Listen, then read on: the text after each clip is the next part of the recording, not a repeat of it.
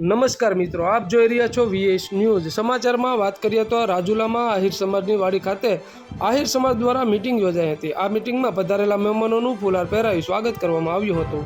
કોવાયા ગામે સ્વર્ગવાસી વાસુરભાઈ નાકરાભાઈ લાખણોત્રા તેમજ સ્વર્ગવાસી સાવજભાઈ વાસુરભાઈ લાખણોત્રા તેમજ સર્વ પિતૃ મોક્ષાર્થે લાખણોત્રા પરિવાર દ્વારા આયોજિત શ્રીમદ ભાગવત કથાનું ભગીરથ કાર્ય કરવા જઈ રહ્યા છે, ત્યારે આહિર સમાજની વાડી ખાતે મીટિંગ રાખી હતી અને આહિર સમાજને આમંત્રણ આપ્યું હતું। શ્રીમદ ભાગવત કથા તારીખ 17/4/2024 બુધવારથી કથા પ્રારંભ થશે અને તારીખ 23/4/2024 મંગળવારના દિવસે કથાની પૂર્ણાહુતિ કરવામાં આવશે। કથાનું સ્થળ કોવાયા માધવ નિવાસે રાખેલ છે। આ કથાના વક્તા શ્રી પૂજ્ય શ્રી જિજ્ઞેશ દાદા રાધે રાધેના મધુર કંઠે અમૃતવાણી પીરસવામાં આવશે।